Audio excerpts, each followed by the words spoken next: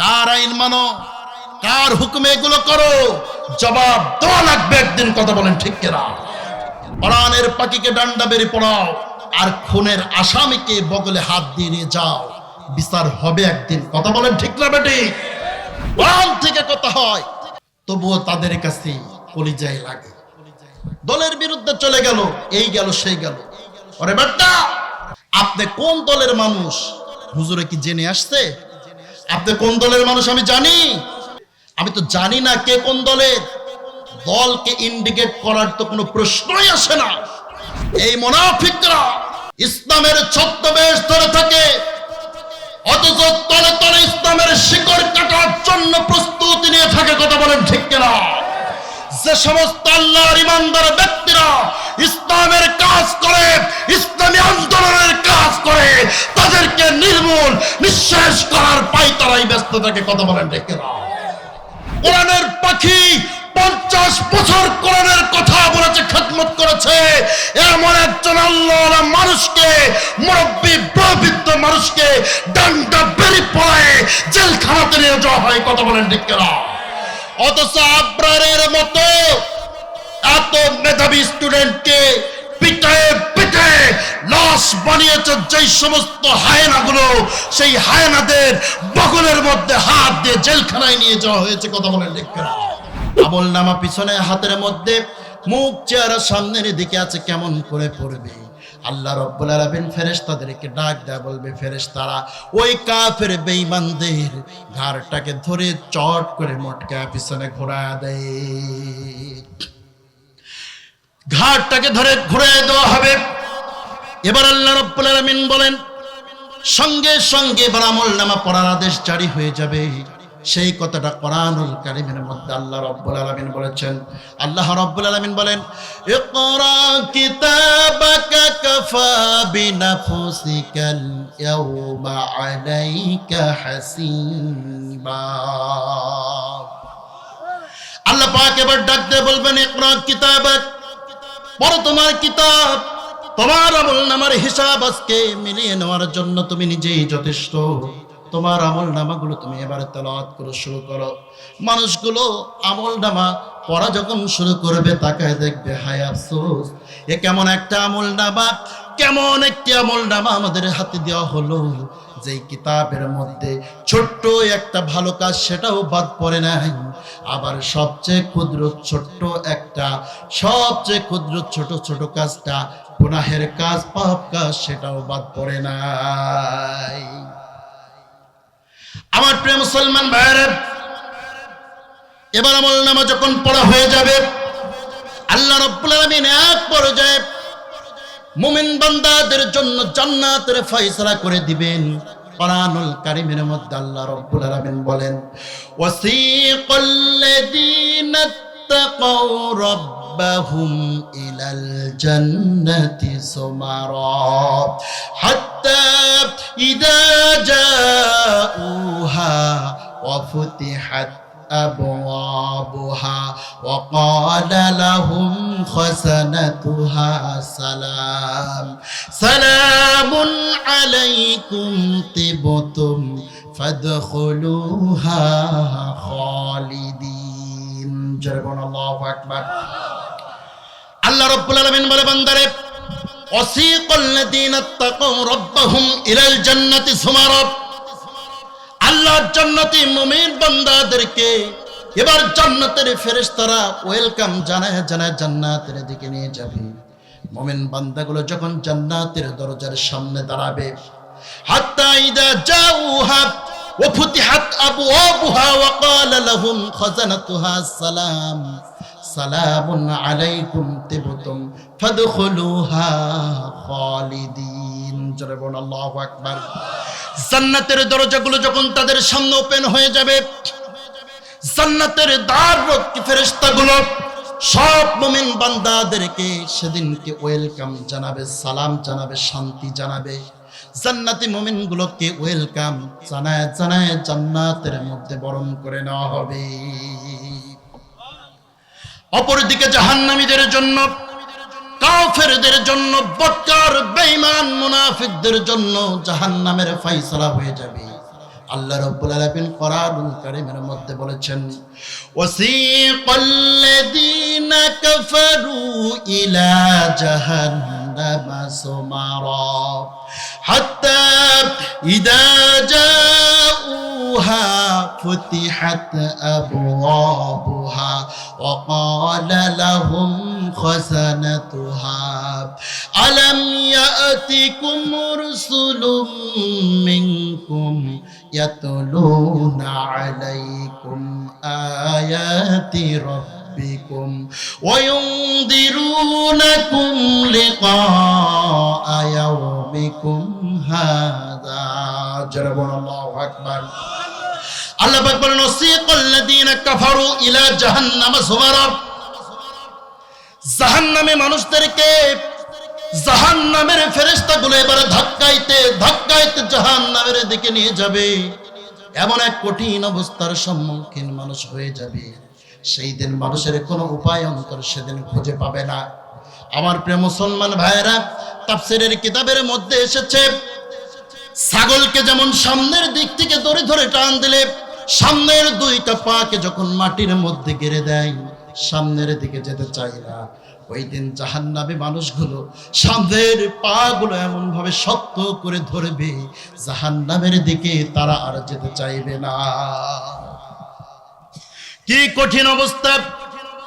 আল্লাহ পাক ফেরেশতাদেরকে বলবে, ও ফেরেশতারা, ওদের দুই পায়ের মধ্যে জাহান্নামের শিকল দিয়ে বেঁধে ফেল, আর গলার মধ্যে জাহান্নামের শিকল দিয়ে বেঁধে ফেলো।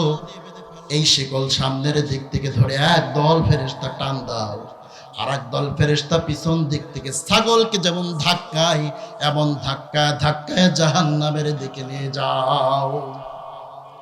এইভাবে যখন জাহান্নামের দিকে টেনে হেঁচড়ে নিয়ে যাওয়া হবে, কাফেরদেরকে যখন জাহান্নামের কাছে নিয়ে যাওয়া হবে, আল্লাহ পাক বলেন হাত্তা ইযা জাউহা ওয়া ফুতিহাত আবওয়াবুহা ওয়া ক্বালা লাহুম খাযানাতুহা।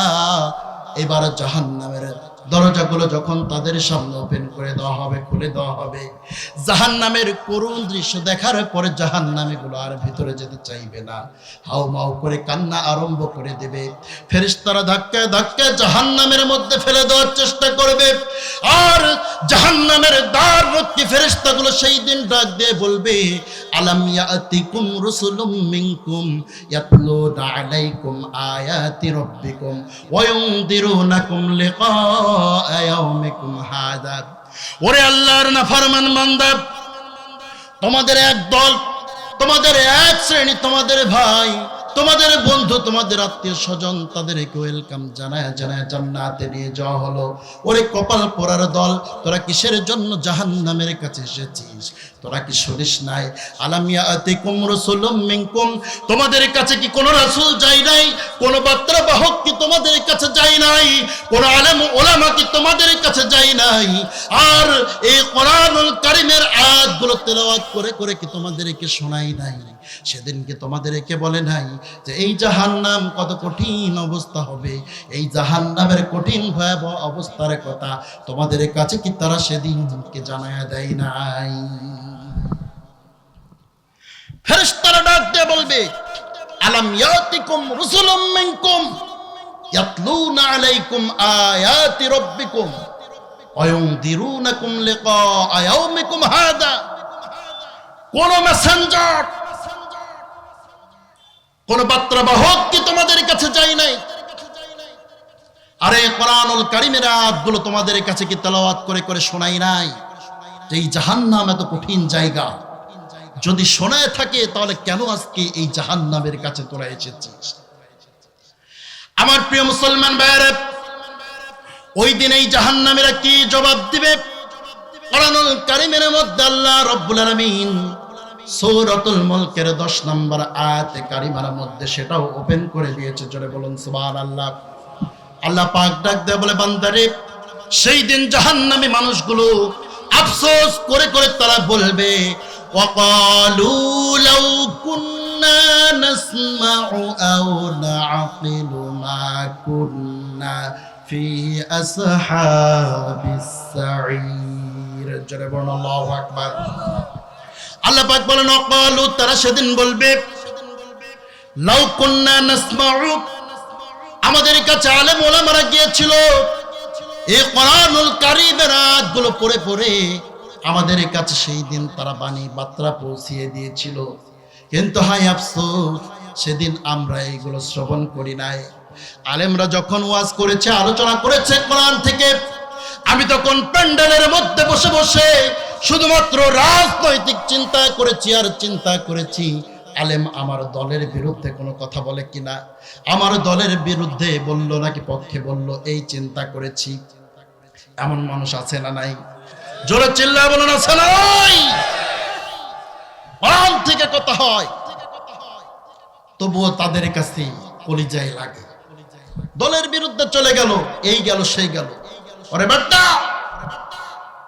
বিবেক থাকা দরকার। আপনি কোন দলের মানুষ হুজুরে কি জেনে আসছে? আপনি কোন দলের মানুষ আমি জানি। আমার এখানে সব দলের মানুষ আছে, কথা বলেন ঠিক কিনা? আমি তো জানি না কে কোন দলের। দলকে ইন্ডিকেট করার তো কোনো প্রশ্নই আসে না। আমার কাজ হলো কোরআনের সত্যবাণী, সত্য কথাগুলো, হক কথাগুলো জাতির মানুষের কাছে পেশ করা, কথা বলেন ঠিক কিনা? এতেও আপনার কলিজায় লাগে, আপনি রাগান্বিত হয়ে যান, হায় রে কপাল পোড়া মুসলমান।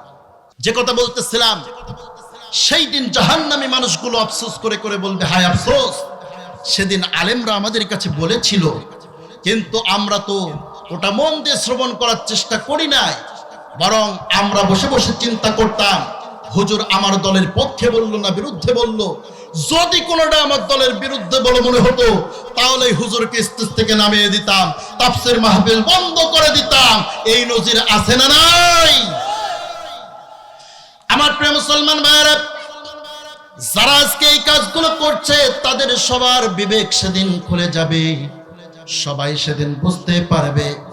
ওই দিন তারা আফসোস করে করে বলবে, লাউ কুন্না নাসমাউ, হায় আফসোস, সেদিন আলেমরা যেই কথাগুলো বলেছিল ওই কথাগুলো যদি আমরা শ্রবণ করতাম, আও নাকিলু, অথবা যদি হৃদয়ঙ্গম করার, হৃদয় দিয়ে যদি বোঝার চেষ্টা করতাম, তাহলে মা কুন্না ফি আসহাবিস সাঈর, তাহলে পরে আজকের কিয়ামতের দিবসে কঠিন মুসিবতের সময় আমাদেরকে এই জাহান্নামের কঠিন আযাবে গ্রেফতার হওয়া লাগতো না। কিন্তু আমাদের বড় কপাল পোড়া, আমরা বড় কপাল পোড়া মানুষ, সেই দিন আমরা শুনি নাই, বোঝার চেষ্টা করি নাই, যার কারণে আজকে আমাদের জন্য জাহান্নামের ফয়সালা। জাহান্নামে তাদেরকে দিয়ে দেওয়া হবে। যেই মুমিনগুলো জান্নাতে চলে যাবে, এই মুমিনগুলো, একজন মুমিন জান্নাতের মধ্যে আরেকজন মুমিনের সঙ্গে সাক্ষাৎ করতে যাবে। সাক্ষাতের আলাপচারিতার এক পর্যায়ে তারা তখন একজন আরেকজনকে জিজ্ঞাসা করবে ওই জাহান্নামীদের সম্পর্কে। কোরআনুল কারীমের মধ্যে আল্লাহ রাব্বুল আলামিন সেই কথা तमाम বিশ্ববাসীকে কোট করে জানিয়ে দিয়েছেন। আল্লাহ রাব্বুল আলামিন বলেন, বান্দারে, সেই দিন জাহান্নামী মানুষদের ব্যাপারে জান্নাতীরা কি বলবে শুনে নাও। আল্লাহ পাক বলেন, ফি জান্নাতি ইয়াতাসাআলুনা আনিল মুজরিমিন, ওই দিন জান্নাতি মানুষ একজন আরেকজনকে জিজ্ঞাসা করবে আনিল মুজরিমিন, ওই অপরাধী জাহান্নামী অপরাধীদের সম্পর্কে। একজন জিজ্ঞাসা করবে, ও ভাই, দুনিয়ার জমিনে আমরা আর ওই জাহান্নামী মানুষগুলো তো একসঙ্গে একে অঞ্চলে বসবাস করতাম, আমরা তো একে অপরের বন্ধু ছিলাম, ভাই ছিলাম, কারো আত্মীয় ছিলাম, অথচ আজকে আমরা আল্লাহর জান্নাতের মেহমান। ওই মানুষগুলো কিসের জন্য জাহান্নামে গ্রেফতার হয়েছে? অপর মুমিন ডাক দিয়ে বলবো, ভাই, এই সম্পর্কে আমারও তো কোনো কিছু জানা নাই, সুতরাং জানতে যদি হয় তাহলে দুইজনে মিলে চলো যাই, জাহান্নামের দ্বাররক্ষী ফেরেশতা মালিক ফেরেশতাকে জিজ্ঞাসা করি। এবার জাহান্নামের দ্বাররক্ষী ফেরেশতার কাছে মানুষগুলো ছুটে যাবে, ডাক দেয়া বলবে, ও মালিক ফেরেশতা, এই যে জাহান্নামী মানুষগুলো জাহান্নামের মধ্যে কেন গ্রেফতার হয়েছে এই বিষয়টা আমরা জানতে চাই। জাহান্নামের দ্বাররক্ষী ফেরেশতা সেদিন ডাক দেয়া বলবে, এই ব্যাপারে আমার নিজেরও জানার কিছু নাই, যদি জানতেই হয় তাহলে পরে যাও জাহান্নামী মানুষগুলোকে সরাসরি জিজ্ঞাসা করে দেখে নাও। এবার এই মুমিন বান্দারা চলে যাবে, জান্নাতি মানুষগুলো জাহান্নামীদেরকে এবার গিয়ে ডাক দিয়ে বলবে, মা সালাকাকুম ফি সাকার, ও জাহান্নামী বান্দারা, তোমরা একসঙ্গেই তো ছিলাম, আমরা আল্লাহর জান্নাতের মেহমান হয়ে গিয়েছি, তোমরা কিসের জন্য এই জাহান্নামের কঠিন আযাবে গ্রেফতার হয়েছে বলো? ওই জাহান্নামী মানুষগুলো সেই দিন জান্নাতি মুমিন বান্দাদের কাছে চারটি বিষয়ের কথা উল্লেখ করে বলবে। তারা সেই দিন চারটি বিষয় উল্লেখ করে বলবে, ও ভাই, এই চারটা কাজের কারণে আজকে আমরা জাহান্নামে গ্রেফতার হয়ে গিয়েছি। সেই চারটা কারণ কি? 4 নাম্বার কারণের প্রথম কারণটা কি? জান্নাতে মুমিন বান্দাগুলো জিজ্ঞাসা করবে, কোন 4 কারণে তোমরা জাহান্নামের মধ্যে গ্রেফতার হয়েছে বলো? তার প্রথম নাম্বার কারণটা কি? জাহান্নামী মানুষগুলো এবার ডাক দিয়ে বলবে, প্রথম নাম্বার কারণটা হলো, ক্বালু লাম নাকু মিনাল মুসাল্লিন। চিৎকার দিয়ে বলুন আল্লাহু আকবার। ক্বালু, তারা সেদিন বলবে, লাম নাকু মিনাল মুসাল্লিন, আমরা তো নামাজি ছিলাম না, মুসল্লি ছিলাম না, দুনিয়ার জমিনে আমরা নামাজ পড়ি না। আল্লাহু আকবার বলেন। তাহলে নামাজ না পড়ার জন্য মানুষ কোথায় যাবে? আরো জোরে চিল্লায় বলেন, কোথায় যাবে? জাহান্নামে যাবে। আমার প্রিয় মুসলমান ভাইয়েরা, এই নামাজ আমাদের উপরে ফরজ নাকি নফল? জোরে চিল্লায় বলুন, ফরজ না নফল? একটা মানুষ ঈমান আনার পূর্বে যে ধর্মের অনুসারী হোক না কেন দেখার বিষয় নয়, তবে ওই মানুষটা যেদিন কালেমা পড়বে, সেদিন কালেমা পড়ার পর সর্বপ্রথম তার উপর ইসলামের যে বিধান অর্পিত হবে, চিৎকার দিয়ে বলুন, তার নাম কি? আরো জোরে চিল্লায় বলুন, কি? নামাজ। এক মেয়ের নতুন বিবাহ হয়েছে, বিবাহের পরে শ্বশুর বাড়িতে গিয়েছে, শ্বশুর বাড়ি যাওয়ার পর ফুল সজ্জার রাত পাড়ি দিয়েছে। পরের দিন সকালবেলা ঘুম থেকে ওঠার পরে এখন স্বামী ডাক দিয়ে বলছে, বিবি, সকালে আমার বেডটি ছাড়া আমার ঘুম ভাঙে না, দ্রুত আমার চায়ের ব্যবস্থা কর। শাশুড়ি ডাক দেয়া বলে, বৌমা, তাড়াতাড়ি বের হয়ে আসো, সকালে রান্না করা লাগবে, কুটা বাছা লাগবে, এটা শুরু করো। শ্বশুরে ডাক দিয়ে বলে, বৌমা, 4টা মুড়ি একটু পেঁয়াজ মরিচ দিয়ে মাখায় কি দেওয়া যায় না? বৌমা তো আশ্চর্য, সর্বনাশ, এ কার বাড়িতে আসলাম, এরা মানুষ নাকি জল্লাদ? আসতেই পারলাম না, প্রথম দিনে এক একজনের এক এক অর্ডার আছে না নাই? এখন স্বামীকে ডাক দেয়া বলছে, দেখো স্বামী, বিচার কার কাছে দেব তা আমি জানি না, তবে সর্বপ্রথম বিচারটা তোমার কাছেই দিচ্ছি। সে হলো, তুমি যখন আমাকে কবুল করে বিবাহ করেছিলে, তখন তো কাজী সাহেব বলেছিল যে এত লক্ষ এত টাকা দেলমোহর সাব্যস্ত করে অমুকের ছেলে অমুক তোমাকে বিবাহ করতে এসেছে, তুমি সম্মতি দিয়ে আমিন বলে কবুল করো। সেদিন তো বলে নাই যে রাম পেঁয়াজ মরিচ দিয়ে মুড়ি মাখায় দেওয়া লাগবে, সকালবেলা উঠে তোমার বেডটি বানায় দেওয়া লাগবে, শাশুড়ির এরকম কুটে বেছে দেওয়া লাগবে। এই কথাগুলো সব উল্লেখ করে তো আমাকে বলে নাই যে মা সব উপস্থাপন করলাম, এবার রাজি হলে কবুল করো, এ কথা তো বলে নাই। তো যেহেতু বলে নাই, সেহেতু আমি একটা কাজও করতে পারবো না। বুঝছেন ব্যাপার? নতুন বউ তাও গোলমাল বাঁধবে কি বাঁধবে না? এখন মহাবিপদ, ফাইসালা কি হবে? শ্বশুর মশাই ডাক দিয়ে বলল, বৌমা, একটি কথা তোমাকে জানায় দেই, কবুল যখন পড়েছ তখন সব কিছু উল্লেখ করাটা শর্ত নয়। যেদিনকে তুমি আমার ছেলেকে স্বামী হিসেবে মেনে নিয়ে কবুল বলেছ 3 বার, সমস্ত সংসারের সব দায়ভার তোমার ঘাড়ে চেপে গিয়েছে, তখনই কথা বলেন, ঠিক কিনা? এর জন্য আর আলাদা করে উপস্থাপনের দরকার হয় না।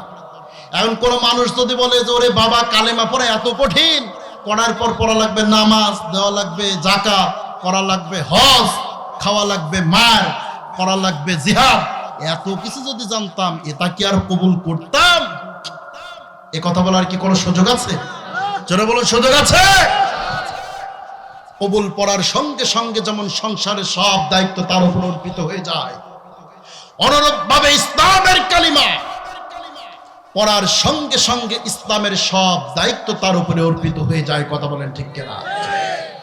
আমার প্রিয় মুসলমান ভাইরা, ইসলাম কবুল করার পরে একজন মুসলমানের উপরে সর্বপ্রথম ইসলামের যেই দায়িত্ব অর্পিত হয়ে যায়, ওই দায়িত্বের নাম হলো as-সালাত।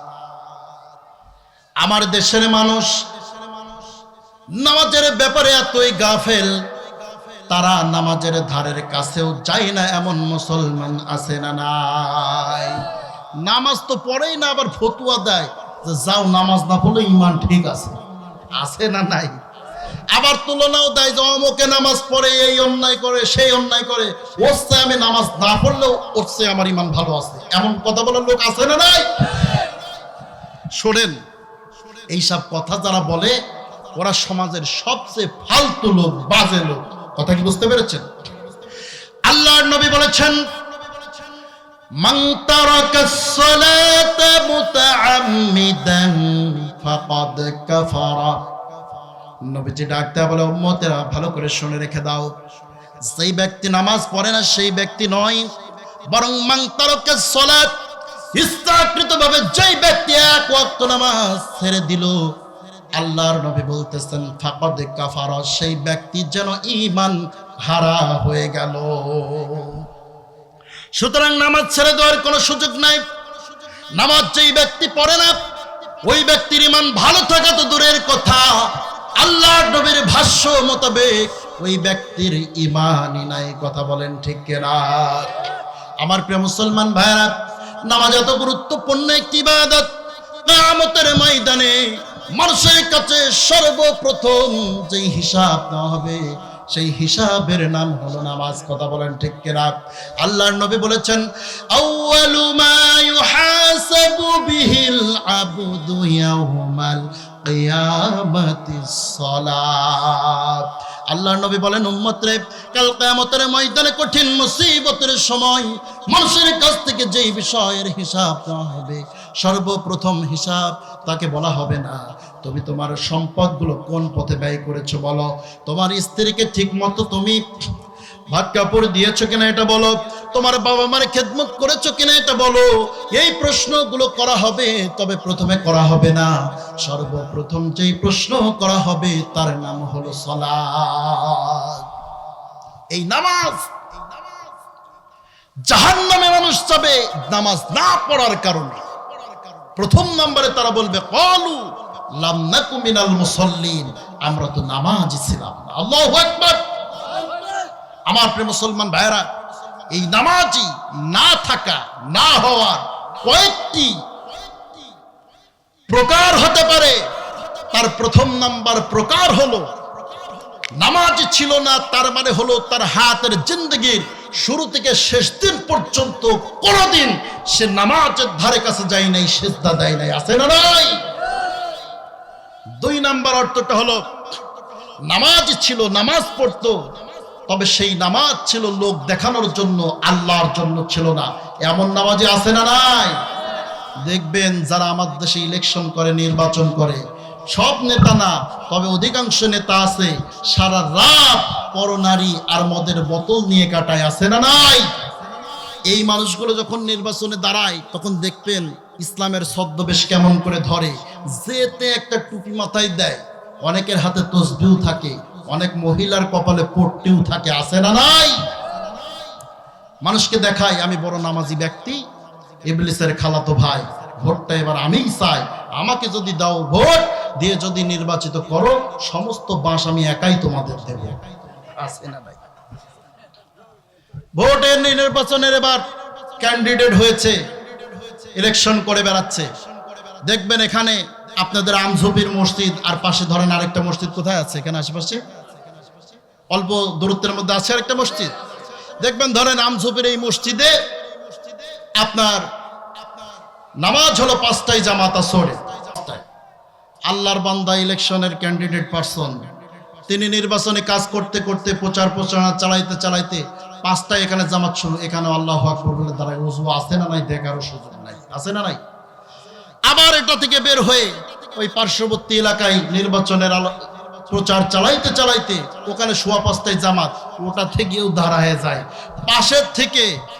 পাশের থেকে বডিগার্ড যেটা থাকে ও ডাক দিয়ে বলে পিএস, স্যার করছেন কি, একই নামাজ 2 বার? আরে চুপ থাক, নামাজ যা কয়বার হয় না হোক ওটা দেখার বিষয় নাই, আমার দরকার সিলটা। কথা বলেন ঠিক কিনা?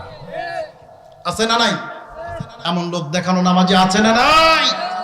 আবার আমার দেশে অনেক যুবক আছে, সারা জিন্দগিতে নামাজ কালাম নাই, বিবাহ শাদীর যখন সময় হয় তখন একটা নেককার আল্লাহওয়ালা নারী পাওয়ার জন্য নামাজি হয়। কেমন নামাজি? তাও শ্বশুর বাড়ি থেকে লোকজন যখন ছেলের বাড়ি ঘর দেখতে আসে, তখন খাওয়া দাওয়ার পরে অনেকেই ছেলেরা কিন্তু ওই শ্বশুর বাড়ির লোকজনকে সঙ্গে করে নিয়ে গ্রামটা ঘুরে ঘুরে দেখায়, এটা আমাদের মসজিদ, এটা মন্দির, এটা মাদ্রাসা, এটা হাসপাতাল। দেখায় কিনা?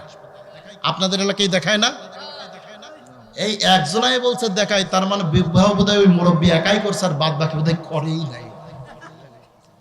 অনেক এলাকার প্রচলন আছে, আপনাদের এলাকায় নাও থাকতে পারে, তবে এইভাবে ঘুরে ঘুরে দেখায় যে এলাকাটা কেমন সুন্দর। যাই হোক, এই সময় যদি মসজিদের মিনারে মুয়াজ্জিন সাহেব আজান দেয়, দেখবেন যে ছেলে জিন্দগিতে নামাজ পড়ে না, বেরি সিগারেট প্রতি রাতই খায়, সেই ছেলেও এবার বলে আমাদের মসজিদে আজান হচ্ছে, চলেন যাই নামাজটা পড়ে আসি। আচ্ছা বলেন তো উদ্দেশ্য কি? উদ্দেশ্য নামাজ না একটা ভালো বউ পাওয়া? কথা বলেন, নামাজ না বউ পাওয়া? বউ পাওয়া যদি হয় কোন নামাজের উদ্দেশ্য, সেই নামাজ কি কবুল হবে? কবুল হবে না। আমার প্রিয় মুসলমান ভাইয়েরা, নামাজি না হওয়ার 2 নাম্বার অর্থটা হলো, প্রকারটা হলো, এই মানুষগুলো নামাজ পড়তো, তবে সেই নামাজ আল্লাহ রাব্বুল আলামিনের জন্য ছিল না, নামাজ পড়তো লোক দেখানোর জন্য। জোরে বলুন ঠিক কিনা? এই সমস্ত নামাজীদের ব্যাপারে আল্লাহ রাব্বুল আলামিন বলেছেন, ফাওয়াইলুল লিল মুসাল্লিন আল্লাযীনা হুম আন সালাতিহিম সাহুন আল্লাযীনা হুম ইউরাউনা ওয়া ইয়ামনাউনাল মাউন। জোরে বলুন আল্লাহু আকবার। আল্লাহ রাব্বুল আলামিন বলেন, ফাওয়াইলুল লিল মুসাল্লিন, ধ্বংস ওই সমস্ত নামাজীদের জন্য যারা নামাজ পড়ে, তবে সেই নামাজ আমি আল্লাহর জন্য পড়ে না, বরং নামাজ পড়ে লোক দেখানোর জন্য। আছে না নাই? আবার প্রিয় মুসলমান ভাইরা, নামাজি না হওয়ার 3 নাম্বার অর্থটা হলো, আল্লাহর বান্দা নামাজ পড়েছে কিন্তু নামাজের সময় সূচির ব্যাপারে গাফেল ছিল। আছে না নাই?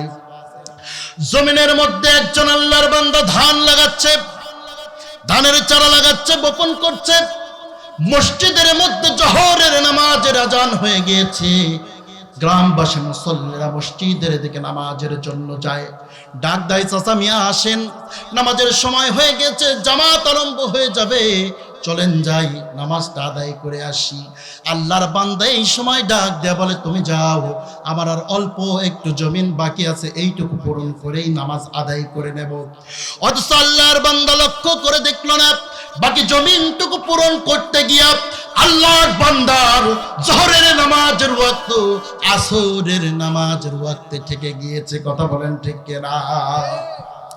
এই সমস্ত নামাজীদের ব্যাপারে আল্লাহ পাক বলেন, ইন্নাস সালাতা কানাত আলাল মুমিনিনা কিতাবাম মাওকুতা। জোরে বলুন আল্লাহু আকবার।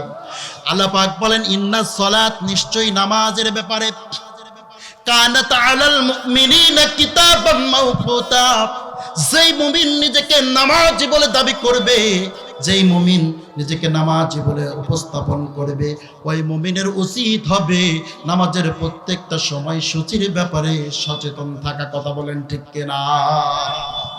আবার আমার দেশে এমন নামাজি পাওয়া যায় 70 বছর ধরে নামাজ পড়ছে, কিন্তু আল্লাহর বান্দার আজও পর্যন্ত সূরাতুল ফাতিহা মুখস্থ নাই। আছে না নাই?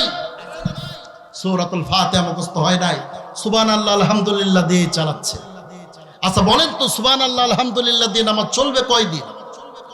সূরা কেরাত মুখস্থ করতে, সহি শুদ্ধভাবে মুখস্থ করতে সময় লাগবে যে কয়দিন। কথা বলেন ঠিক কিনা? কিন্তু সূরা কেরাত মুখস্থ নাই, বললে আবার বলে যে হুজুর জবানে আসে না, ব্রেনে থাকে না, পারি না।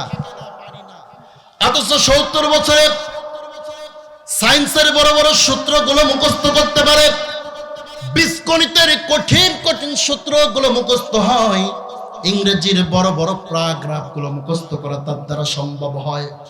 অথচ কোরআনের মতো সূরাতুল ফাতিহার মতো এত সহজ একটি সূরা মুখস্থ করার সুযোগ তার হয় নাই। আল্লাহ রাব্বুল আলামিন বলেন, নবী এই সবগুলো হলো বাটপার, এই বাটপারদের নামাজ আমি আল্লাহর দরবারে মঞ্জুর হবে না। যার কারণে এই সব লোক দেখানো নামাজি, গাফেল নামাজি, নামাজ না পড়া মানুষ সবগুলোই সেদিন জাহান্নামী হয়ে যাবে। আমার প্রিয় মুসলমান ভাইরা, অথচ নামাজ মুমিন জীবনের এত গুরুত্বপূর্ণ একটি ইবাদত। আল্লাহ রাব্বুল আলামিন কোরআনুল কারীমের মধ্যে মুমিনদেরকে ডাক দিয়ে বলেন, ও মুমিনেরা, তোমরা যখন কোনো বিপদের মধ্যে পড়ে যাবে তখন তোমরা আমি আল্লাহ রাব্বুল আলামিনের কাছে সাহায্য চাবে দুইটা মাধ্যম দিয়া। জোরে বলুন, কয় মাধ্যম? দুই মাধ্যম দিয়ে সাহায্য চাবে। তার প্রথম নাম্বারটা হলো সবর, ধৈর্য। দুই নাম্বারটা হলো নামাজ। আল্লাহ রাব্বুল আলামিন বলেন, ইয়া আইয়ুহাল্লাযীনা আমানুস্তাঈনু বিস-সাবরি ওয়াস-সালাত ইন্নাল্লাহা মা'আস-সাবিরিন। আল্লাহ পাক বলে, ও ঈমানদারেরা, তোমরা যখন কোনো বিপদের মধ্যে পতিত হয়ে যাবে তখন তোমরা আমি আল্লাহ রাব্বুল আলামিনের কাছে সাহায্য চাইবে দুইটা মাধ্যম দিয়া। তার এক নাম্বার মাধ্যমটা হলো আস-সালাত, আস-সবর।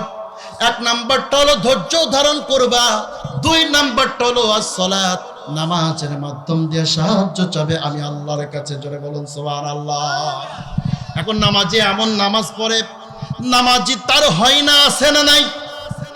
আল্লাহর নবীর একজন সাহাবী হযরত হুযায়ফা রাদিয়াল্লাহু তাআলা আনহু একবার ইয়ামান সফর করলেন। ইয়ামান সফর করতে গিয়া তিনি একটা মসজিদের মধ্যে একজন আল্লাহর বান্দাকে নামাজ পড়তে দেখলেন। সাহাবী হযরত হুযায়ফা রাদিয়াল্লাহু তাআলা আনহু লোকটির নামাজ শেষ না হওয়া পর্যন্ত মসজিদের বাহিরে দাঁড়ায় দাঁড়ায় অপেক্ষা করতে লাগলেন। লোকটির নামাজ যখন শেষ হয়ে গেল, আল্লাহর নবীর সাহাবী হযরত হুযায়ফা রাদিয়াল্লাহু তাআলা আনহু আল্লাহর বান্দাকে ডাক দেয়া বললেন, ওরে আল্লাহর বান্দা, তুমি এইভাবে কতদিন যাবত নামাজ পড়তেছো? আল্লাহর বান্দা ডাক দেয়া বলল, আজকে প্রায় 40 বছর যাবত আমি এইভাবে নামাজ আদায় করতেছি। হযরত হুযায়ফা রাদিয়াল্লাহু তাআলা আনহু বললেন, ও আল্লাহর বান্দা, তুমি আমাকে চেনো কিনা? লোকটি বলল, না, আপনাকে তো আমি চিনি না। আল্লাহর নবীর সাহাবী বলল, আল্লাহর বান্দারে, আমি বিশ্ব নবীর সাহাবী হুযায়ফা বলতেছি। ও আল্লাহর বান্দা, তুমি যেই নামাজ পড়ছো এই নামাজ বিশ্ব নবীর নামাজের সাথে মিল নাই। আল্লাহর নবী বলেছেন, সল্লু কামা রাআইতুমুনি উসাল্লি, তোমরা নামাজ পড়ো সেইভাবে আমি বিশ্ব নবীকে নামাজ পড়তে দেখেছো যেইভাবে। ও আল্লাহর বান্দা, তোমাকে আমি জানায় দেই, আল্লাহর রাসূলকে যেই নামাজ পড়তে দেখেছি সেই নামাজ আর তোমার নামাজের মধ্যে কোনো মিল নাই। আল্লাহর বান্দারে, তুমি মন খারাপ করো না। আমি হুযায়ফা বললাম, আল্লাহর রাসূলের নামাজের সাথে তোমার নামাজের মিল না থাকার কারণে তোমার 40 বছরের সব নামাজগুলো বরবাদ হয়ে গিয়েছে। আমার প্রিয় মুসলমান ভাইরা, তাহলে সাহায্য যেই নামাজতে চাইতে হবে ওই নামাজ অবশ্যই নামাজের মতো হতে হবে। কথা বলেন ঠিক কিনা? নামাজের মতো নামাজ যদি হয় আর সেই নামাজের মাধ্যম দিয়ে সাহায্য চাইলে আল্লাহ রাব্বুল আলামিনের সাহায্য পাওয়া যায়। কথা বলেন ঠিক কিনা? তার জ্বলন্ত প্রমাণ হলো বদরের ময়দানে কঠিন লড়াই শুরু হয়ে যাবে। আল্লাহর রাসূল সাল্লাল্লাহু আলাইহি ওয়াসাল্লাম সাহাবীদের মধ্য থেকে 313 জনকে রিক্রুট করলেন, প্রস্তুত করলেন। আর অপরদিকে কাফেররা 1000-এর মোকাবেলায় মাত্র 313 জন। সশস্ত্র বাহিনীর মোকাবেলায় নিরস্ত্র বাহিনী কেমন করে এই সংগ্রাম হবে? নবীজি টেনশনে পড়ে গেলেন। বদরের প্রান্তরে আল্লাহর রাসূল যখন সাহাবীদেরকে নিয়ে উপস্থিত হয়ে গেলেন, অপরদিকে আবু জাহেলের নেতৃত্বে 1000 সৈন্য নিয়ে, মক্কা থেকে কুরাইশ সৈন্য নিয়ে তারা যখন বদরের প্রান্তরে উপস্থিত হয়ে গেল, আল্লাহর রাসূল 1000 সশস্ত্র বাহিনীকে যখন দেখলেন, সাহাবীরা দেখার পরে সাহাবীদের চেহারাটা একটু মলিন হয়ে গিয়েছে। আল্লাহর রাসূল বড় টেনশনের মধ্যে পড়ে গেলেন। হায় আল্লাহ, ইসলামের জীবনে প্রথম সংগ্রাম, এই সংগ্রামে সশস্ত্র 1000 বাহিনীর মোকাবেলায় নিরস্ত্র মাত্র 313 জন সাহাবী কেমন করে সংগ্রাম করবে? আর আজকের সংগ্রামে যদি মুসলমানরা পরাজিত হয়ে যায়, তাহলে তোমার জমিন থেকে তোমার দিন, তোমার ইসলাম চিরতরের জন্য নিবৃত হয়ে যাবে। কথা বলেন ঠিক কিনা? আল্লাহর নবী ধৈর্য ধারণ করলেন। আর বদরের প্রান্তরে বিশ্ব নবী নামাজের মধ্যে লুটিয়ে পড়লেন। আল্লাহর রাসূল যেই জায়গায় সিজদায় লুটিয়ে পড়েছিলেন, হাজী সাহেব যারা আছেন তারা সাক্ষ্য দেন, বদরের ওই প্রান্তরে একটা মসজিদ আজও দাঁড়িয়ে আছে। ওই মসজিদটার নাম হলো মসজিদে আরিশ। আছে না নাই? আমার প্রিয় মুসলমান ভাইরা, আল্লাহর নবী সিজদায় পড়ে গিয়েছেন, কান্না করতেছেন। সিজদায় পড়ে কেঁদে কেঁদে বিশ্ব নবী বলতেছেন, মাতা নাসরুল্লাহ, ও আল্লাহ, আমরা আর সাহাবীরা মার খেতে খেতে শেষ হয়ে গেলাম, তোমার সাহায্য কোথায়? মেহেরবানি করে তুমি সাহায্য করো।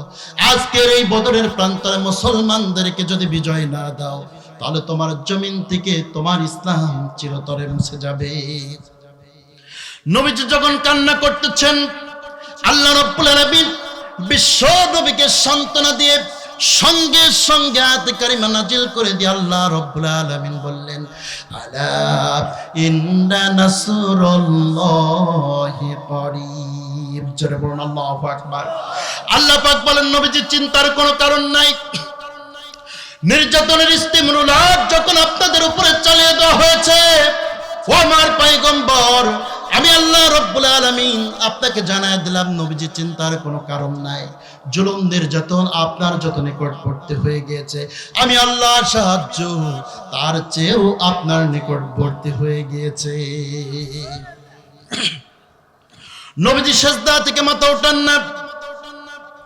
আল্লাহ রাব্বুল আলামিন বিশ্ব নবীকে জানায় দিলেন, নবীজি আর কান্না করবেন না, চিন্তা করবেন না, আপনি মাথা উঠান। আমি আল্লাহ রাব্বুল আলামিন আপনাকে কথা দিলাম পয়গম্বর, আজকের বদরের ময়দানে মুসলমানদের বিজয়ের জন্য যদি প্রয়োজন হয়, আমি আল্লাহ রাব্বুল আলামিন আসমান থেকে 1000 ফেরেশতা নাজিল করে দেব। জোরে বলুন সুবহানাল্লাহ। নবীজি এর পরেও মাথা উঠান না। আল্লাহ রাব্বুল আলামিন আবার বিশ্ব নবীকে ডাক দিয়ে বললেন, নবীজি আর কান্না করবেন না, মেহেরবানি করে মাথা আপনি উঠান। ও নবী, আমি আল্লাহ রাব্বুল আলামিন আপনাকে জানায় দিলাম, 1000 ফেরেশতা দিয়ে যদি কাফেরদের মোকাবেলা করা সম্ভব না হয়, তারপরে আজকের এই বদরের প্রান্তরে মুসলমানদের হাতে বিজয়ের ঝান্ডা তুলে দেওয়ার জন্য যদি দরকার হয়, আমি আল্লাহ রাব্বুল আলামিন আসমান থেকে 3000 ফেরেশতা নাজিল করব। চিৎকার দিয়ে বলুন সুবহানাল্লাহ। নবীজি মাথা উঠান না, কান্না করতেছেন। হযরত আবু বকর রাদিয়াল্লাহু তাআলা আনহু ছুটে আসলেন। আর রাহিকুল মাকতুম কিতাবের মধ্যে পড়েছি, হযরত আবু বকর রাদিয়াল্লাহু তাআলা আনহু দৌড়ে বিশ্ব নবীর কাছে যখন আসলেন, তাকায় দেখলেন আল্লাহর রাসূলের শরীরের মধ্যে চাদর জড়ানো, নবীজি সিজদায় পড়ে আছেন। হযরত আবু বকর বিশ্ব নবীর চাদরের একটা কোণা ধরে টান দিয়ে বললেন, নবীজি আর কান্না করবেন না, মেহেরবানি করে আপনারা মাথাটা উঠান। ও নবী, তাকায় দেখেন আজকের বদরের প্রান্তরে মুসলমান সৈন্যদের মধ্যে এমন কিছু সৈন্য দেখা যায়, যেই সৈন্যগুলোর পা গুলো জমিনে আছে, মাথা দেখা যায় না।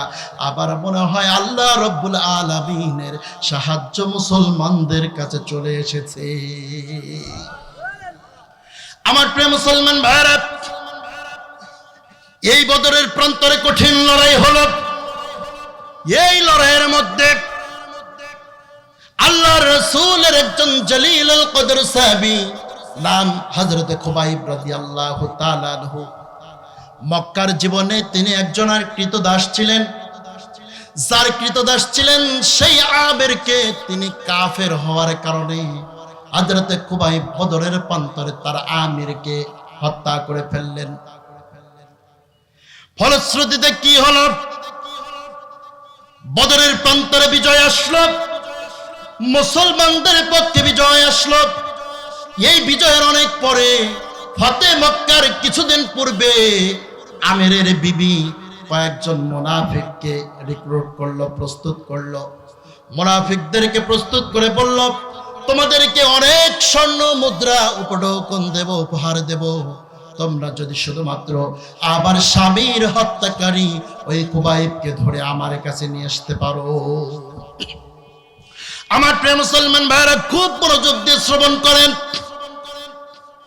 আল্লাহ রাসূলের কাছে কয়েকজন মুনাফিক ছদ্মবেশ ধরে চলে গেল।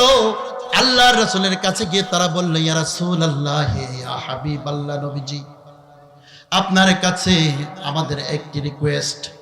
নবীজি বললেন, কি রিকোয়েস্ট বলো?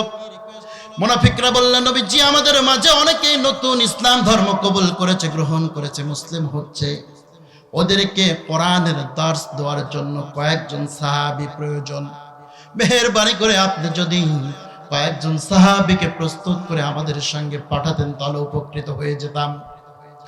আল্লাহর নবী তাদের ধোঁকা বুঝতে পারলেন না। নবীজি সাহাবীদেরকে ডাক দিলেন। সাহাবীদেরকে ডাক দিয়ে হযরতে জাসম রাদিয়াল্লাহু তাআলা আনহুর নেতৃত্বে 10 জন সাহাবীর একটা টিম তৈরি করে দিলেন আর বললেন, তোমরা ছুটে চলে যাও, নতুন নবমুসলিমদের কাছে গিয়ে ইসলামের সুমহান বাণী প্রচার করে দাও। এবার যখন তারা প্রস্তুতি নিয়ে যাবে, মুনাফিকরা লক্ষ্য করে দেখলো আমাদের মূল টার্গেট যে খুবাইব, সেই খুবাইব তো এই টিমের মধ্যে নাই, এই দলের মধ্যে নাই। সুতরাং খুবাইবকে ছাড়া আমাদের তো কাজ হাসিল হবে না। তারা আল্লাহর রাসূলকে বলল, ইয়া রাসূলুল্লাহ, ইয়া হাবিবাল্লাহ, নবীজি মেহেরবানি করে আমরা শুনেছি আপনার সাহাবী খুবাইব নাকি অত্যন্ত ভালো চমৎকার করে কোরআনের দার্স দিতে পারে। নবীজি মেহেরবানি করে যদি খুবাইবকে এই 10 জনের একজন বানায় আমাদের সঙ্গে প্রেরণ করতেন, তাহলে পারে তারা গিয়ে নবমুসলিমের কাছে ইসলামের দাওয়াতটা সুন্দরভাবে উপস্থাপন করত। আমার প্রিয় মুসলমান ভাইরা, আল্লাহ রাসূল বুঝতে পারলেন না তাদের চক্রান্ত। হযরতে খুবাইবকে ডাক দিলেন, খুবাইব এদিকে আসো। আল্লাহর নবী বললেন, খুবাইব রে, যা জলদি করে চলে যা, মুসলমানদের নবমুসলিমদের কাছে কোরআনের দাস দেওয়ার জন্য চলে যা। হযরতে খুবাইবকে সহ 10 জনের একটা টিম তৈরি করে নবীজি পাঠায়া দিলেন। মুনাফিকরা এদেরকে সঙ্গে করে নিয়ে এবার আসলেন। মদিনা থেকে অদূরে কিছু দূর আসার পরে একটি জায়গার নাম হলো খেজুরখানা।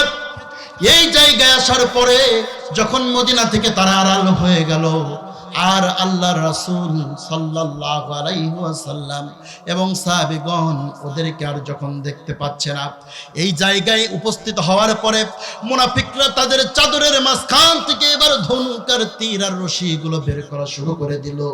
হযরতে আসিম রাদিয়াল্লাহু তাআলা আনহু মুসলিম কমান্ডার, তিনি বুঝতে পারলেন এরা আসলে প্রকৃত ঈমানদার নয়, এরা হলো টাটকা মুনাফিক। কথা বলেন ঠিক কিনা? এমন মুনাফিক এখনো আছে না নাই? আরো জোরে চিল্লায় বলুন, আছে না নাই? এই মুনাফিকরা ইসলামের ছদ্মবেশ ধরে থাকে, অথচ তলে তলে ইসলামের শিকড় কাটার জন্য প্রস্তুতি নিয়ে থাকে। কথা বলেন ঠিক কিনা? যে সমস্ত আল্লাহর ঈমানদার ব্যক্তিরা ইসলামের কাজ করে, ইসলামী আন্দোলনের কাজ করে, তাদেরকে নির্মূল নিঃশেষ করার পায়তারাই ব্যস্ত থাকে। কথা বলেন ঠিক কিনা? আমার প্রিয় মুসলমান ভাইরা, আল্লাহ পাক এই মুনাফিকদের ব্যাপারে বলেছেন, ইন্নাল মুনাফিকিনা ফিদ দারকিল আসফালি মিনান নার।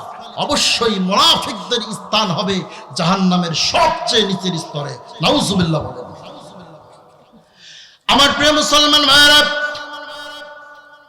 মুসলিম কমান্ডার সেনাপতি তিনি বুঝে ফেলেছেন এরা আসলে প্রকৃত ঈমানদার মুমিন নয়, এরা হলো মুনাফিক। তিনি সঙ্গে সঙ্গে মুসলমান সৈন্যদেরকে ডাক দেয়া বললেন, ও আল্লাহর নবীর সাহাবীরা, মেহেরবানি করে তোমরা তাড়াতাড়ি পাহাড়ের উপরে উঠে যাও, ওদের কথাই কান দিও না, ওরা মুনাফিক। 10 জন মুসলিম সৈন্য, এই 10 জন সাহাবী জলদি করে পাহাড়ের উপরে উঠে গেলেন। মুনাফিকরা এবার ডাক দিয়ে দিয়ে বলল, তোমাদেরকে আমরা কিছুই বলবো না, মেহেরবানি করে নিচে নেমে আসো। মুসলিম সেনাপতি ডাক দিয়ে বললেন, খবরদার তাদের কথায় কান দিও না, ওরা বিশ্ব নবীকে ধোঁকা দিয়েছে, ওরা আমাদেরকেও ধোঁকা দিয়ে বোকা বানাতে চায়, ওদের কথায় কান দিও না। আমার প্রিয় মুসলমান ভাইয়েরা, সাহাবীরা পাহাড়ের চূড়া থেকে নামলেন না। এবার এই মুনাফিকগুলো ধনুকের মধ্যে তীরগুলো সংযুক্ত করলেন। তীরগুলো এবার সুরে সুরে পাহাড়ের চূড়ায় সেই সাহাবীদের দিকে লক্ষ্য করে মারা শুরু করলেন। সর্বপ্রথম তীরখানা গিয়ে বিদ্ধ হয়ে গেল যার, তিনি হলেন হযরতে আসিম রাদিয়াল্লাহু তাআলা আনহু। মুসলিম সেনাপতি যিনি ছিলেন, তার কণ্ঠনালীর মধ্যে তীর বিদ্ধ হয়ে গেল। তিনি শাহাদাতের কোলে লুটিয়ে পড়লেন। শাহাদাতের কোলে লুটিয়ে পড়ার সময় আসমানের দিকে তাকিয়ে ডাক দিয়ে বললেন, আমার রব, আমার আল্লাহ, ও আল্লাহ, আজকের এই কঠিন অবস্থায় তোমার কাছে শুধুমাত্র একটা প্রার্থনা করি, রব্বুল আলামিন, আল্লাহর রাসূল আমাদের আজকের সংবাদটা হয়তো বা জানে না, মেহেরবানি করে আজকে আমাদের এই করুণ পরিণতির কথা, করুণ অবস্থার কথাটা বিশ্ব নবীর কাছে তুমি পৌঁছায় দাও। আমার প্রিয় মুসলমান ভাইরা, কিতাবের মধ্যে পড়েছি আল্লাহর রাসূল মসজিদে নববীর মধ্যে বসে সাহাবীদের সামনে কথা বলতেছিলেন। এমত অবস্থায় হযরতে জিবরাইল আলাইহিস সালাম আল্লাহর রাসূলের কাছে গিয়ে বললেন, ইয়া রাসূলুল্লাহ, আপনার যেই 10 জন সাহাবীকে আপনি পাঠিয়েছেন, ওরা মুনাফিকদের চক্রান্তের শিকার হয়ে গিয়েছে। আমার নবীজি একবারের জন্য আসমানের দিকে তাকায় আসিম বলে ডাক দিলেন। আর নবীজি দুহাত তুলে বললেন, রব্বুল আলামিন, আজকে তোমার দরবারে প্রার্থনা করি, আমার এই সাহাবীদের উপরে যেই জুলুম নির্যাতন শুরু হয়েছে, মেহেরবানি করে আমার সাহাবীদের লাশগুলোকে তুমি হেফাজত করো। আমার প্রিয় মুসলমান ভাইরা, তীর ছুটতে ছুটতে 7 জনকে শহীদ করে দেওয়া হলো। বাকি থাকলো 3 জন। এই 3 জনকে পাহাড়ের চূড়ায় উঠে ধরে নিচে নামিয়ে আনা হলো। এই 3 জনের মধ্যে 2 জন, এই 2 জনকেও শাহাদাতের পেয়ালা পান করিয়ে দেওয়া হলো। শুধুমাত্র হযরতে খুবাইব রাদিয়াল্লাহু তাআলা আনহুকে প্রাণে না মেরে তাকে বন্দী করে আমেরের বিবির কাছে নিয়ে যাওয়া হলো। হযরতে খুবাইবকে যখন নিয়ে গেলেন, আমেরের বিবির কাছে যখন নজরানা পেশ করলেন, আমেরের বিবি হযরতে খুবাইব রাদিয়াল্লাহু তাআলা আনহুকে এবার একটি কয়েদখানার মধ্যে বন্দী করে ফেললেন। ও মুসলমান, শুধুমাত্র বর্তমানে ঈমানদারদেরকে জেলখানায় বন্দী করা হয় তা নয়, বরং সেই সময়ও ঈমানদারদেরকে বন্দী করা হয়েছে। কথা বলেন ঠিক কিনা? সে সময়ও করেছিল আবু জাহেলের গোষ্ঠী। আজও আবু জাহেলের গোষ্ঠী আছে না নাই? আমার প্রিয় মুসলমান ভাইরা, জেলখানার মধ্যে বন্দী করা হলো। হযরতে খুবাইব রাদিয়াল্লাহু তাআলা আনহুর 2টি হাত পিছন থেকে পিছমোড়া করে বাঁধা, 2টি পা দড়ি দিয়ে শক্ত করে বেঁধে ফেলা হয়েছে। হযরতে খুবাইব রাদিয়াল্লাহু তাআলা আনহু ঘরের মধ্যে দাঁড়িয়ে আছেন। তিনি উঠতে পারেন না, বসতে পারেন না, দাঁড়িয়ে আছেন। এমত অবস্থায় চিন্তা করলেন, আল্লাহর রাসূল আমাদেরকে শিখিয়েছেন, ও আমার সাহাবীরা, তো কোনো ঈমানদার যখন বিপদে পড়ে যাবে তখন আল্লাহর কাছে সাহায্য চাইবে ধৈর্য আর নামাজের মাধ্যম দিয়া। আমার প্রিয় মুসলমান ভাইরা, হযরতে খুবাইব রাদিয়াল্লাহু তাআলা আনহু এবারে দাঁড়ায় দাঁড়ায় আর সময় অপচয় করলেন না, নামাজের নিয়াত করে দিলেন। তিনি দাঁড়ায় দাঁড়ায় ইশারাতান নামাজ আদায় করা শুরু করেছে। জোরে বলুন সুবহানাল্লাহ। নামাজ তিনি পড়তেছেন। হযরতে খুবাইব রাদিয়াল্লাহু তাআলা আনহুকে যেই ঘরে বন্দী করা হয়েছিল, তার পাশের রুমে ছিল আমেরের বিবির একজন দাসী বাদী ছিল। রাত যখন গভীর হয়ে গেল, হযরতে খুবাইব রাদিয়াল্লাহু তাআলা আনহু, সারাদিন না খাওয়া মানুষ, ক্ষুধার যন্ত্রণায় ছটফট করতেছেন। এমত অবস্থায় আল্লাহ রাব্বুল আলামিন আসমানের ফেরেশতাদেরকে ডাক দেয়া বলল, রে আমার ফেরেশতারা, জলদি করে আমার খুবাইবের কাছে জান্নাত থেকে আঙ্গুরের ছত্রা নিয়ে আমার খুবাইবের সামনে উপস্থিত হয়ে যা। বুখারী শরীফ কিতাবুল মাগাজি অধ্যায়ের মধ্যে ইমাম বুখারী রাহিমাহুল্লাহ এই ঘটনাটা উল্লেখ করেছেন। আল্লাহর ফেরেশতারা এবার যখন আঙ্গুর নিয়ে হযরতে খুবাইব রাদিয়াল্লাহু তাআলা আনহুর সামনে উপস্থিত হয়ে গেলেন। পাশের রুমে যেই দাসী আর বাদী ছিল, এই দাসীর কানের মধ্যে হঠাৎ করে কেমন যেন ঝুমঝুম আওয়াজ আসলো। এবার তিনি দরজা খুলে তাকায় দেখলেন, সর্বনাশ, খুবাইবকে যেই ঘরের মধ্যে বন্দী করা হয়েছে, ওই ঘরের মধ্যে আসমান থেকে একটা আলোক রশ্মি নেমে এসেছে, আর ঘরটা পুরো যেন ওই আলোয় আলোকিত হয়ে গিয়েছে। তিনি এবার তার দরজার কাছে গেলেন। হযরতে খুবাইবের ঘরের কাছে গিয়া এই দাসী উকি দিয়ে দেখার চেষ্টা করলেন ভিতরে কি হচ্ছে। তিনি এমন একটা দৃশ্য দেখলেন, তিনি দেখার পরে হতভম্ব হয়ে গিয়েছেন। এই দৃশ্য কেমন করে সম্ভব? এই দাসীটা পরবর্তী সময়ে মুসলমান হয়েছিল। মুসলিম হওয়ার পরে অন্যান্য মুসলমানরা তাকে জিজ্ঞাসা করেছিল, তুমি ওই দিন কি দৃশ্য দেখেছিলে বলো? দাসীটা বলেছিল, আমি সেই দিন তাকিয়ে দেখলাম হযরতে খুবাইব দাঁড়ায় আছে, হাত পা বাঁধা, ডান্ডা বেরি পরানো অবস্থায় দাঁড়ায় আছে, আর হযরতে খুবাইবের সামনে অদৃশ্য থেকে কে যেন আঙ্গুর ধরে আছে, আর হযরতে খুবাইব সেই আঙ্গুরগুলো খাচ্ছে। দাসী বলতেছে, আমি আশ্চর্য হয়ে গেলাম, এটা কেমন করে সম্ভব? অথচ সেই সময় পুরো মক্কার জমিনে ভূখণ্ডে কোনো আঙ্গুর নাই। এই সময় আঙ্গুর কেমন করে খুবাইব পাইল? আশ্চর্যজনক বিষয় কিনা, কথা বলেন। আমার প্রিয় মুসলমান ভাইরা, লক্ষ্য করেন, আল্লাহর বান্দারা যখন বিপদে পড়ে যায়, আল্লাহর কোন মুমিন বান্দা যখন বিপদের মধ্যে পড়ে যায়, আর যখন নামাজ আর ধৈর্যের মাধ্যমে সাহায্য চায়, তখন কিন্তু আল্লাহ রব্বুল আলামিন তাদেরকে সাহায্য করে। কথা বলেন ঠিক কিনা?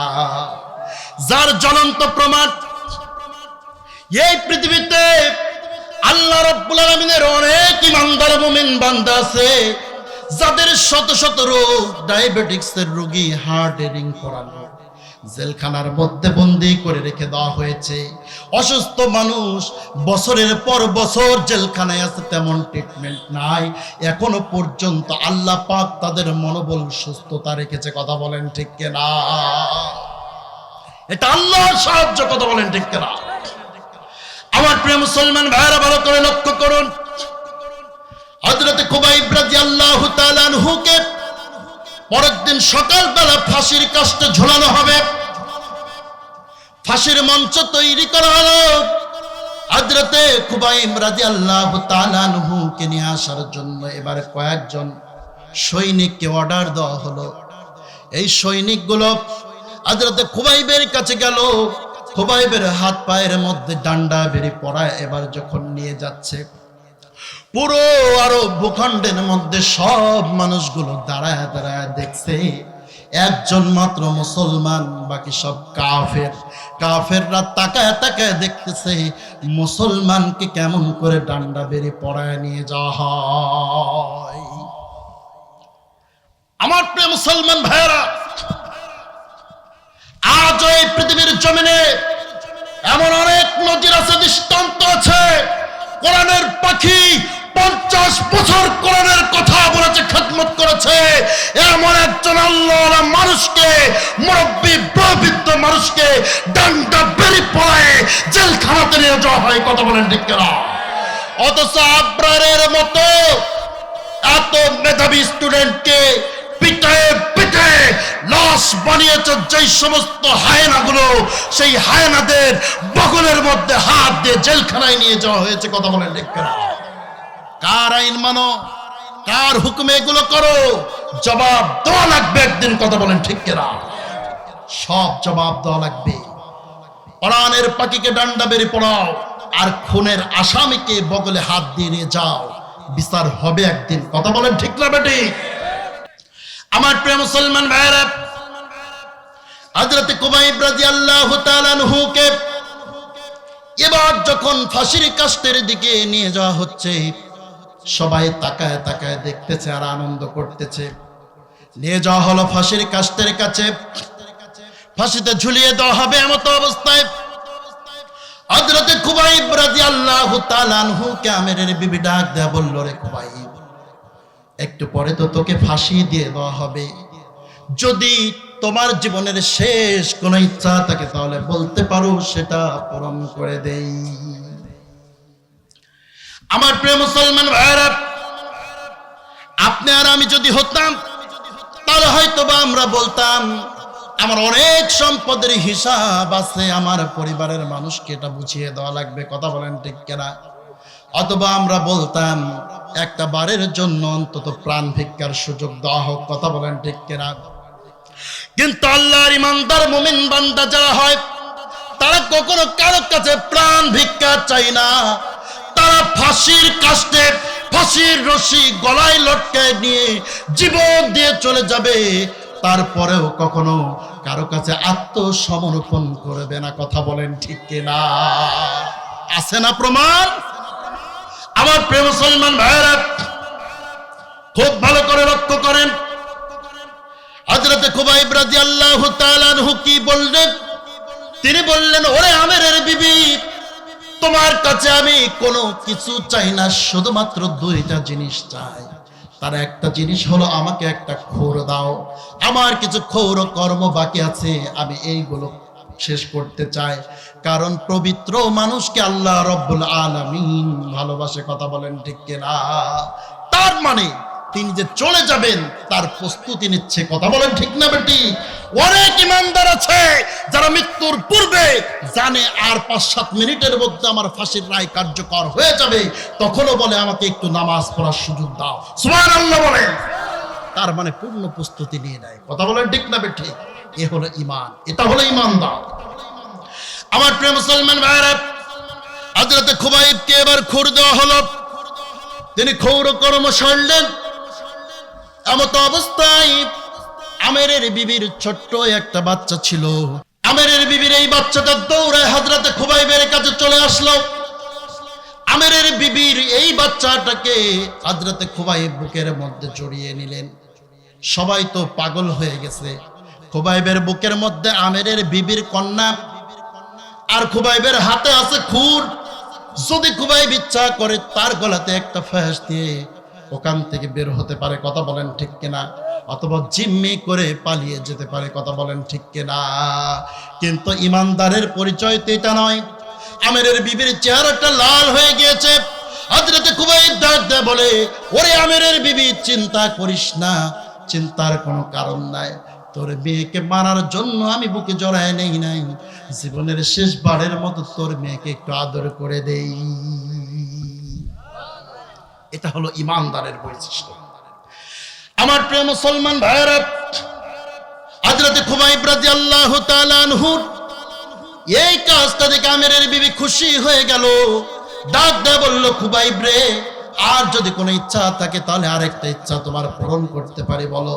হযরত খুবাইব বলল, ওরে আমেরের বিবি, তোমার কাছে আমি কিচ্ছু চাই না, আর একটা ইচ্ছা যদি পূরণ করতেই চাও তাহলে আমাকে একটু অজুর পানি দাও, আমি অজু করে 2 রাকাত নামাজ আদায় করতে পারি, সেই সুযোগটা দাও।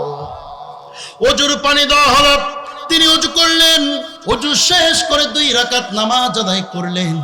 আল্লাহর দরবারে কেঁদে কেঁদে প্রার্থনা করলেন, রব্বুল আলামিন, অল্প সময়ের মধ্যে তোমার দরবারে চলে আসবো, খাস করে আমার মৃত্যুটাকে শাহাদাতের মওত হিসাবে কবুল করে নাও। নামাজ দ্রুত শেষ করে দিলেন। নামাজ শেষ করার পরে ডাক দিয়ে বললেন, ও কাফেরেরা, আমি আমার জীবনে যত নামাজ আদায় করেছি কোন নামাজের মধ্যে এত তৃপ্তি পাই নাই আজকের নামাজের মধ্যে যত তৃপ্তি পেয়েছি। কিন্তু আমি নামাজটা এই জন্য দ্রুত শেষ করে দিলাম যাতে করে কোনো কাফের এই কথা না বলতে পারে যে খুবাইব মৃত্যুর ভয়ে নামাজ বিলম্ব করেছে। একজন বেঈমান ছুটে আসলো, ডাক দিয়ে বলল, খুবাইব শুধুমাত্র যদি একটা কথা তুমি বলতে পারো তাহলে আজকে তোমাকে ছেড়ে দেব। হযরত খুবাইব বললেন, কি কথা বলো? লোকটি ডাক দিয়ে বলল, খুবাইব রে, শুধুমাত্র তোমার ইসলামের নবী, তোমার নবী মুহাম্মদুর রাসূলুল্লাহ সাল্লাল্লাহু আলাইহি ওয়াসাল্লামকে একটা গালি দাও। যদি একটা গালি তুমি দিতে পারো তাহলে পরে আজকে তোমাকে এখান থেকে মুক্তি দিয়ে দেব। এমন ক্ষমতাবান ব্যক্তিও থাকে, কথা বলেন ঠিক কিনা? আমরা দেখেছি আমার বাংলাদেশে বর্তমানে কাশিমপুর কারাগারের মতো জায়গায় হলমার্ক গ্রুপের যিনি এমডি, তার ছোট ভাইরা তুষার আহমেদ, তিনি কাশিমপুর কারাগারের মতো জায়গাতেও মহিলা মানুষকে প্রবেশ করিয়ে নিয়ে তার সাথে পক্ষে উদযাপন করার সুযোগ পায়। কথা বলেন ঠিক কিনা? এ হলো আমার দেশের আইন ব্যবস্থা।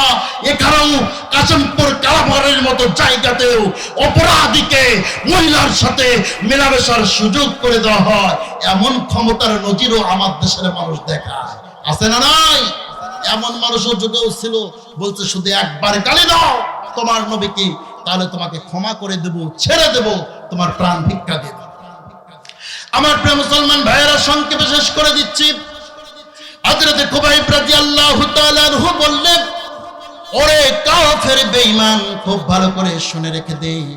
আমি খুবাইব বলে দিলাম, তোরা যদি আমাকে বলিস আমাকে তোরা আজকে মুক্ত করে আমার পরিবারের কাছে ফিরে দিবি, আমার মুক্ত হওয়ার দরকার নাই, আমি আমার প্রাণ ভিক্ষাও চাই না। কারণ জীবন দেওয়ার মালিক যিনি, জীবন নেওয়ার মালিকও তিনি আল্লাহ। তিনি বললেন, আমার জীবনের বিনিময়ে নয়, আমি মৃত্যু বরণ করে শাহাদাতের মওত কবুল করে আল্লাহর দরবারে চলে যেতে চাই, তবু আমি জীবনের মতো একটা বারের জন্য বিশ্ব নবীর বিরুদ্ধে কথা বলতে পারবো না। আমার প্রিয় মুসলমান ভাইয়েরা, আপনাদেরকে যেই বিষয়টা বোঝাতে চাইলাম, নামাজ এত গুরুত্বপূর্ণ একটি ইবাদত। কোন মানুষ যদি বিপদের মধ্যে পড়ে যায় সেখানেও শুধুমাত্র সাহায্য চাইবে নামাজের মাধ্যম দিয়ে, কথা বলেন ঠিক কিনা? অথচ আজকে এই মুসলমান সেই নামাজই পড়ে না, আছে না নাই?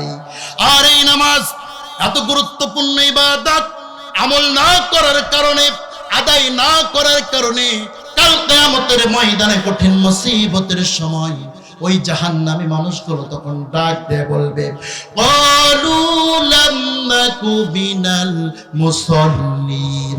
আজকে জাহান্নামের মধ্যে আসার প্রথম কারণ হলো ওইটা, আমরা তো দুনিয়ার জমিনে ওই গুরুত্বপূর্ণ ইবাদত নামাজ পড়ি নাই, নামাজি ছিলাম না।